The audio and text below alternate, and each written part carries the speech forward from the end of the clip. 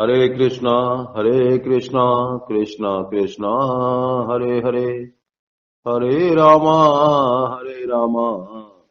रामा रामा हरे हरे। भागवतम 6। आज छठा दिन है। श्रीमद् भागवत कथा। यह 30 मिनट का प्रवचन है। करदम जी की चर्चा हम लोग सुनेंगे। करदम जी की तपस्या। बहुत यशस्वी और प्रतापी राजा थे, राजर्षि थे। उन्होंने तपस्या की 10,000 साल तक सरस्वती नदी के तट पर जाकर तपस्या किए। 10,000 वर्ष में उनके शरीर के मांस गल गए, दीमक लग गया, मिट्टी का घड़ोंदा बन गया जिसमें दीमक, चींटी और घास फूस भी उग गए। इस प्रकार वो गल गए। लेकिन उनकी तपस्या के फल के रूप में भगवान दर्शन दिए। वो गरुड़ की सवारी करके और उनके पास पहुंचे।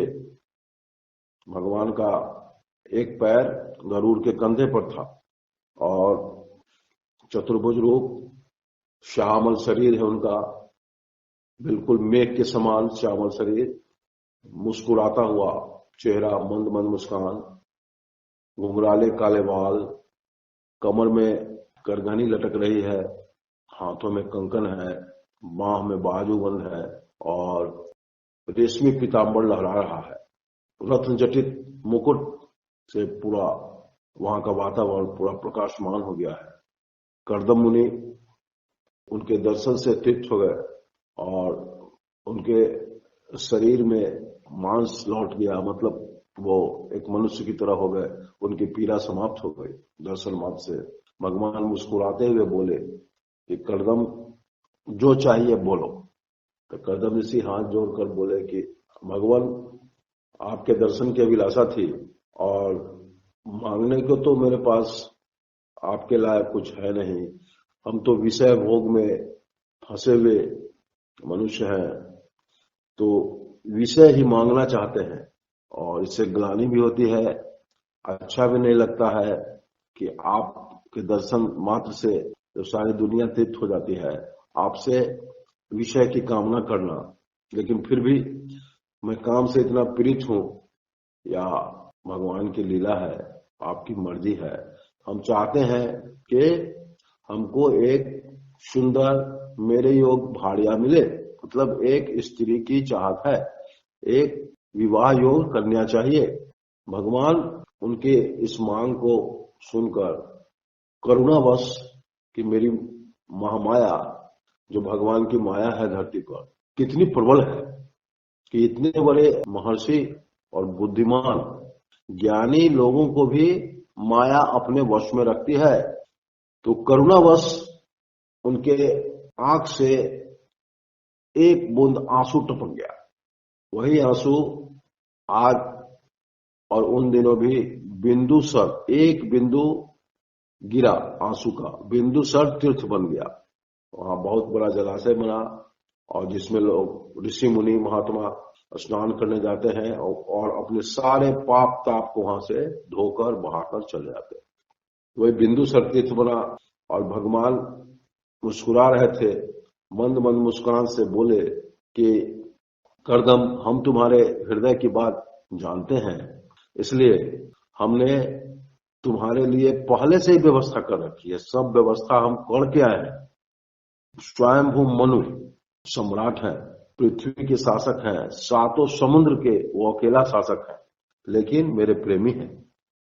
उनकी पुत्री देवहूति अति सुंदरी, त्रिलोक सुंदरी और प्रियव्रत और उत्तानपाद की बहन है। वो दो पुत्र हैं उनके, प्रियव्रत और उत्तानपाद।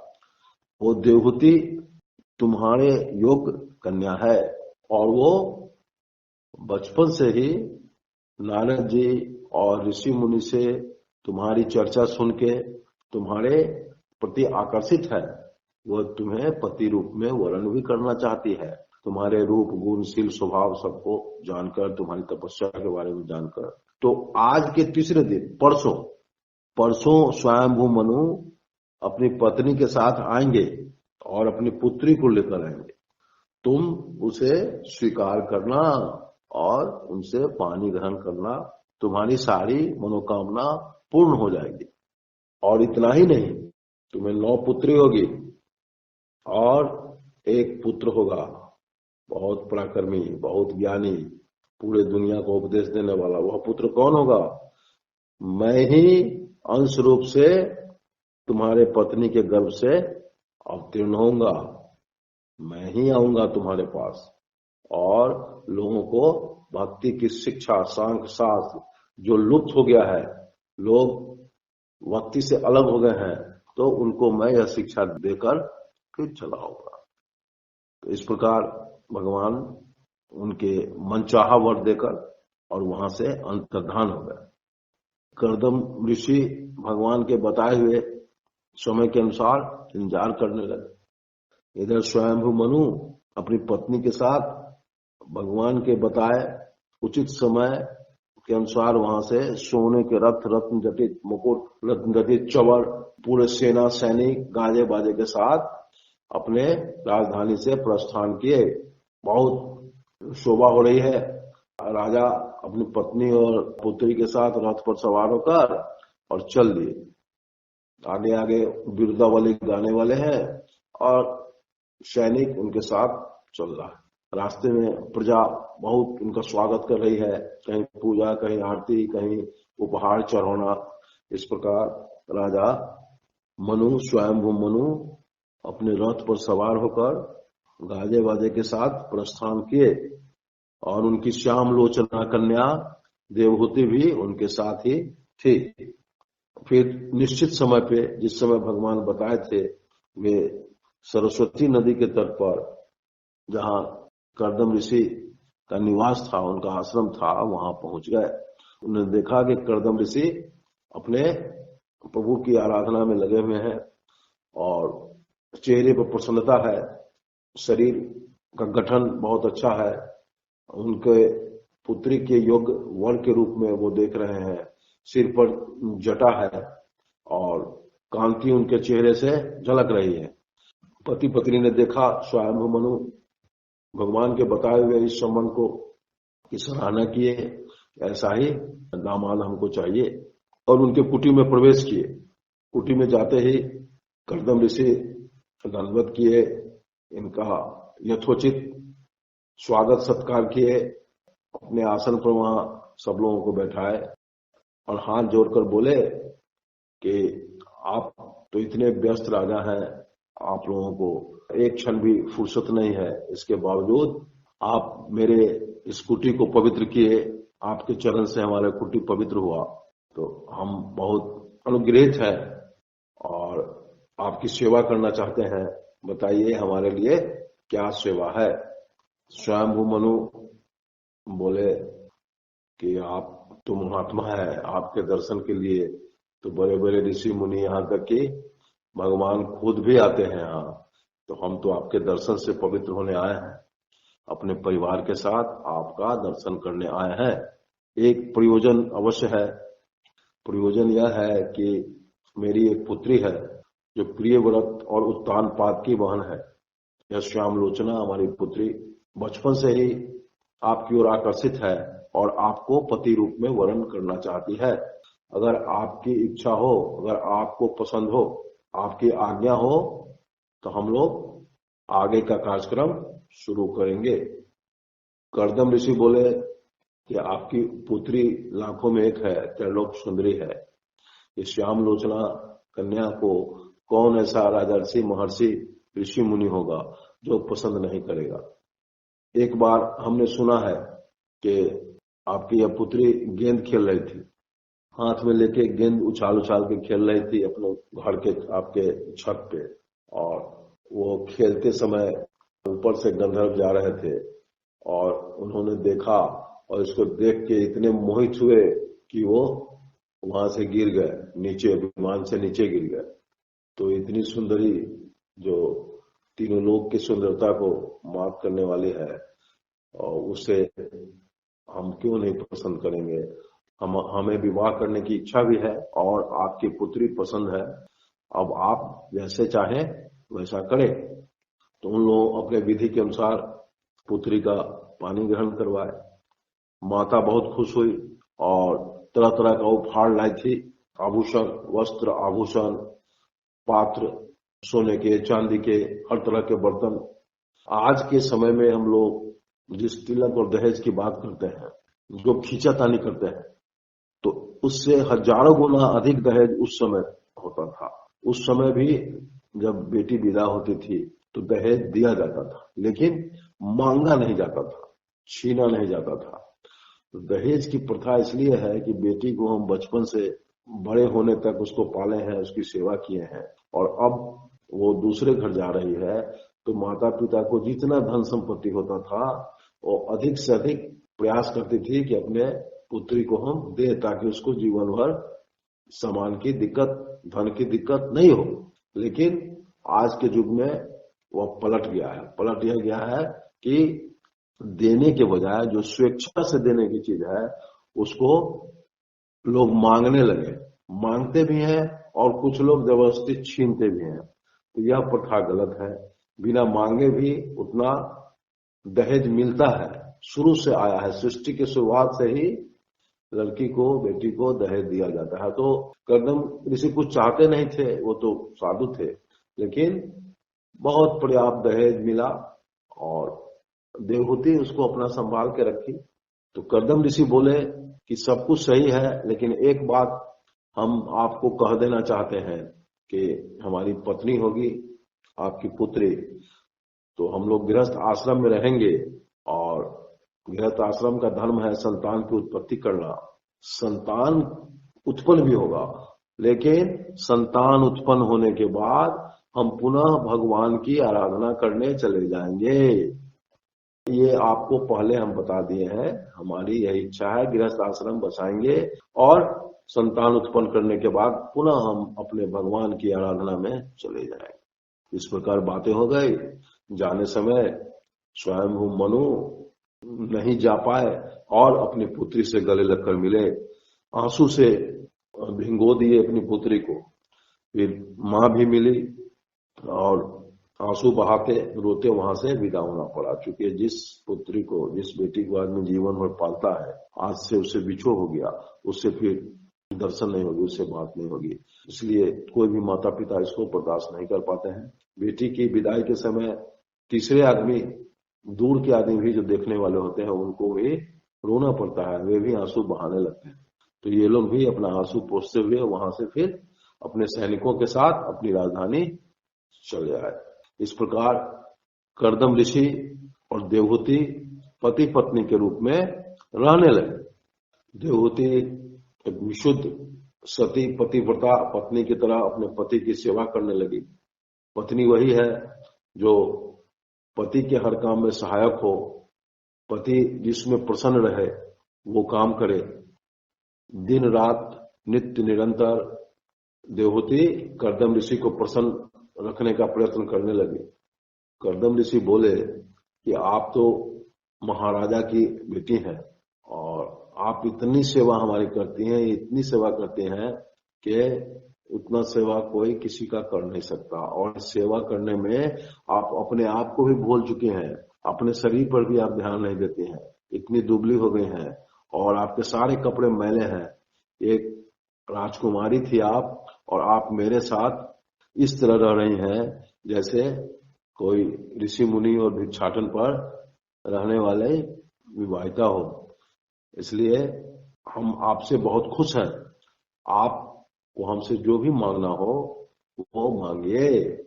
देवहूति बोली कि आपकी तपस्या, आपके बल का कोई माने नहीं है, आप जो चाहिए कर सकते हैं। इसलिए भगवान, मैं चाहती हूं कि हम लोग गृहस्थ आश्रम में कई महीनों से हैं। आप विवाह के समय मेरे माता पिता को बोले थे गृहस्थ आश्रम में संतान उत्पन्न करूंगा, तो अब गृहस्थ आश्रम में वह समय आ गया है कि संतान की जरूरत है, हमें भी संतान पाने की इच्छा है। हम आपकी ओर इतने आकर्षित हैं, हम भी चाहते हैं कि हम अब संतान के उत्पन्न करें। लेकिन भगवान इसके लिए जो जरूरत की सामग्री हो उसे कृपया ले आए और एक भवन का इंतजाम करे जहां हम लोग रह सके। करदम जी सुन लिए और तपोबल से वो एक विमान बनवाया। वो विस्तृत विमान, मतलब विमान एक नगर के सदृश था, बहुत बड़ा, और उसमें तालाब भी थे, पक्षी तरह तरह के थे, मछलियां थी, वन उपवन भी थे, पहाड़ भी था, और वो एक बहुत बड़ा देश की तरह जिंदगी में जितनी वस्तु चाहिए सब की सुविधा उसमें थी। वो बनवाए तरह तरह के महल, और उस महल में स्फटिक मणि के खंभे, वैदुर मणि की दीवार, और अनेक रत्नों के हीरा पन्ना जवाहरात, उसके पलंग इस तरह से बिछे हुए चमाचम करते हुए, जहां रोशनी की कोई जरूरत नहीं है, रत्नों की जगमगाहट से ही वह महल सुंदरता का प्रतीक बना हुआ है। तो उस तरह के विमान को बनवाए और पत्नी को बोले कि आप सरस्वती नदी सारी कामना को पूर्ण करने वाला है, यह बिंदुसर तीर्थ है, यहाँ लोग आते हैं तीर्थ करने और अपने सारे पाप को धोकर चले जाते हैं, तो आप इसमें स्नान करके आइए, यह आपकी सारी कामना को पूर्ण करेगा, हम यही हैं। तो स्नान करने चली गई अपने पति की बात मानकर, और स्नान करने गई तो जब डुबकी लगाई, मैले कुचले कपड़े थे, बाल भी बहुत संवरा हुआ नहीं था, जटानुमा चटचट हो गया था, फिर भी पति की सेवा करते करते दुबली हो गई थी। वो जब डुबकी लगाई तो देखती है कि एक बहुत खूबसूरत महल है, और उस महल में 1000 तरुणी कम उम्र की लड़कियां वस्त्र आभूषण से बहुत सजी हुई है, बहुत खूबसूरत लगती है, सब की सब बैठी हुई है, और जब इन पर नजर पड़ी तो सब उठकर खड़ी हो गई और बोली, देवी हम आपकी दासियां हैं, हमको आज्ञा दीजिए, क्या करना है। ये कुछ समझ नहीं पाई, क्योंकि जल के अंदर थी, समझ नहीं पाई कि भाई क्या हो रहा है, लेकिन तो इनकी दासियां इनके पास आ गई और पूरी व्यवस्था थी उनके साथ, पूरा उपटन अंगराग इनके पूरे शरीर में मालिश करने लगी, और पूरा करके, पूरा मालिश करके, पूरा देह में सब लगा के, अंगराग उपटन और भी जितने भी उस तरह के मसाज वाले सामान थे, सब वो लोग पूरा इनका श्रृंगार की, स्नान करवाए, और वो लोग दिव्य वस्त्र आभूषण से इनको सजा दी। उसके आगे खिल गई, ये पुनः राजकुमारी से भी उत्तम हो गई, बहुत खूबसूरत, अति खूबसूरत, त्रैलोक सुंदरी, श्याम लोचना। और जब जल से बाहर आई दासियों के साथ, तो कर्दम ऋषि देखकर खुश हो गए कि अरे ये तुम्हारी पत्नी है, राजकुमारी जैसी लग रही है, और हाथ पकड़कर उनको अपने विमान में बैठा लिए।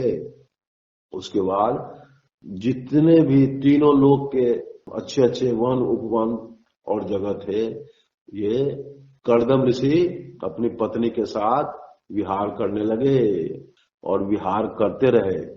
वही वैदुर मणि के खंभे, पन्ने का फर्श, सारे रत्न जटित महल में वो दोनों पति पत्नी, उनका जो बिस्तर था, जो पलंग था, वो भी मखमल जैसा लगता था, सफेद, जैसे कैलाश पर्वत का बर्फ आ गया हो उसी तरह का सफेद, बिल्कुल मखमल जैसा, उस पर वे लोग विहार करने लगे। विहार करते करते सैकड़ों वर्ष बीत गए, इन लोगों को वो क्षण लगा कि तुरंत बीत गया, मतलब उसका पता ही नहीं चला कि इतना समय कैसे बीता, एक क्षण के समान वो सैकड़ों वर्ष बीत गया। तो देवहूति की इच्छा जानकर कर्दम ऋषि संतान उत्पन्न किए, 9 पुत्री उनको हुई एक साथ, जिस तरह भी जुड़वा बच्चा होता है उस समय 9 पुत्री एक ही साथ हुई, और ये लोग फिर अपने गृहस्थी में आ गए। 9 पुत्र का जन्म हुआ, उनका लालन पालन होने लगा। अब देवहूति देख रही है कि हमारे पति तो जाने की तैयारी कर रहे हैं, लकटी कबड़िया सब ढूंढ के खोज रहे हैं। तो वो पति के पास आ गई, उनके चरणों में प्रणाम की, बोले भगवान हमारी जो इच्छा थी आपने सब कुछ पूर्ण किया, हम लोग महाराजा की तरह विहार किए, और हम जानती हैं कि आपकी प्रतिज्ञा पूर्ण हो गई, आपने अपनी प्रतिज्ञा जो संतान उत्पत्ति की थी वो संतान हमें प्राप्त हो गया, लेकिन अलग से हमारी विनती है कि आपको घर रहना होगा, इसी घर में रहना होगा जहां हम हैं, क्योंकि हमने बहुत बड़ी गलती की है कि आप जैसे प्रतापी और समर्थ पति के होते हुए भी हमने आपसे काम सुख ही मांगा, विषय सुख में ही हमने सारा समय गंवा दिया। अपने आत्म कल्याण के लिए आपसे हम कुछ नहीं मांगे, न सीखे न जाने। आप चले जाइएगा तो हमारी क्या दुर्गति होगी, हम कैसे जिएंगे कैसे मरेंगे, हमको कुछ पता नहीं है। तो हम तो विषय सुख में ही आपके साथ पूरे जीवन को एक क्षण के मुताबिक बिता दिए और आपसे आत्म सुख आत्म कल्याण का कुछ नहीं पाए। इसलिए मेरा आत्म कल्याण कीजिए। और हम शरीर छोड़ने के समय क्या करेंगे, कैसे रहेंगे, हमको अभी भी भय हो रहा है। और ये 9 पुत्री है हमारी, तो इस पुत्री जब बड़ी होगी तो इसका वर खोजना होगा, इसको अच्छे तेजस्वी वर से शादी करना होगा। वो सब हम कैसे कर पाएंगे, इसलिए आपको रहना होगा। ये इस सब काम के लिए आपको जाने से ये काम नहीं चलेगा। हमारा मन बहुत घबरा रहा है, हम बेचैन हो रही। तो करदम जी मुस्कुराए, बोले तुम्हें पता नहीं है सुमुखी, तुम्हारे गर्भ में अभी एक बालक है, जो बालक अब आने वाला है। वह बालक कोई नहीं है, स्वयं परमात्मा प्रभु हमारे आराध्य हैं, वही तुम्हारे गर्भ से उत्पन्न होने वाले हैं। और तुम्हें किसी बात की कोई कमी नहीं रहेगी।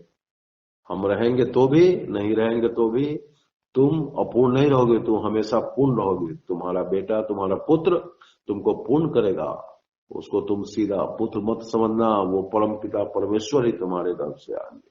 इस प्रकार बोले करदम जी। देवहूति भी समझ गई। तो कपिल मुनि का अवतार हुआ, अति सुंदर। जितने भी वृक्ष थे, भगवान को आने से पहले पूरा वातावरण प्रकृति अपने आप को बदल देती है, भगवान के अनुकूल कर देती है। वृक्ष में फल फूल लग गए, वो सुगंधित मंजर और फूल से पूरा वातावरण सुगंधित हो गया। वो सुगंध को लेकर मंद मंद हवा चलने लगी। तालाब में जल पूरा हो गया, नदियां जल से भर गई और उसमें तरह तरह के हंस पक्षी कल्लव करने लगे। झुंड के झुंड पक्षी वहां वृक्षों पर कल्लव करते थे। वातावरण बिल्कुल अनुकूल हो गया, बहुत सुहावना लगने लगा और कपिलावतार हुआ। कपिल मुनि का जन्म हो गया। करदम ऋषि एकांत में आए उनका दर्शन करने, भगवान का दर्शन किए। भगवान साक्षात उनको बोले कि अब तुम्हें कोई चिंता नहीं है, तुम अपनी आराधना करो, तपस्या करो और फिर मेरे वैकुंठ लोक में आ जाओ। यहाँ माता देवहूति का हम कल्याण करेंगे, उनको हम अध्यात्म दीक्षा देंगे और उसके बाद वह भी तुम्हारे पास चली जाएगी। और भगवान अंतर्ध्यान होके फिर बालक हो गए और उनका लालन पालन होने लगा। करदम ऋषि के पास कुछ दिनों बाद ब्रह्मा जी आए और बोले कि बेटा, तुम्हारी 9 पुत्री को तुम मरीचि आदि सारे ऋषि मुनियों को दे दो और उनसे पानी ग्रहण करो। तुम्हारी ही 9 पुत्री से ये पूरी पृथ्वी भर जाएगी। इन्हीं की संतान से पूरे पृथ्वी का संचालन होगा। तुम्हारी इस 9 पुत्री से मरीचि आदि जितने भी ऋषि हैं सबसे इनकी योग्यता के अनुसार विवाह कर दो। तो करदम ऋषि फिर सब ऋषि का नाम भागवत में सबका नाम है, किस ऋषि को इनकी कौन सी बेटी मिली। 9 पुत्री को 9 ऋषि से जो इनको अच्छे सक्षम लगते थे सबको सबसे जोड़ दी। 9 पुत्री की शादी हो गई। करदम ऋषि अपने भगवान की आराधना में लग गए। ये तो तपस्वी थे, भगवान से उनकी बात होती थी साक्षात। और इस प्रकार करदम ऋषि वैकुंठ की यात्रा किए। देवहूति कपिल मुनि से प्रश्न करते, जो कल्याण कैसे होगा मेरा, हम तो स्त्री हैं और स्त्री जाति का कल्याण मुझे नहीं आता, तुम्हारे पिता भी चले गए हैं। तो बोले माता, चिंता करने की बात नहीं है। करना क्या है कि जिंदगी के जितने भी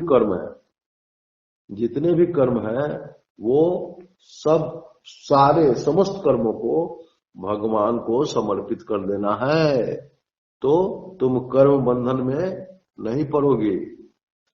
और हर क्षण हर पल उनकी सानिध्य को याद करना है। भगवान मेरे पास है, भगवान मेरे घर में है। हम खाना बना रहे हैं तो भगवान खा रहे हैं, हम झाड़ू बुहार रहे हैं तो भगवान का घर है, उसमें झाड़ू मार रहे हैं। इस प्रकार चिंतन मनन हमेशा भगवान का करो, और जो भी कर्म करती हो वो भगवान को समर्पित कर दो, तो तुम्हारा कर्म बंधन समाप्त हो जाएगा। और कर्म बंधन समाप्त होगा तो तुम्हें वैकुंठ की प्राप्ति होगी, तुम भगवान के घर चले जाओगी। इस प्रकार देवहूति अपने पुत्र की बात मानकर भगवान की आराधना में लग गए, और कपिल मुनि थे, वो बाहर निकल गए संसार का कल्याण करने के लिए। देवहूति समाधि लेकर वो भी अपने पति के पास चली गई। समय तो पूरा हुआ, हम विराम देते हैं। हरे कृष्णा कृष्णा कृष्णा हरे हरे, हरे रामा राम राम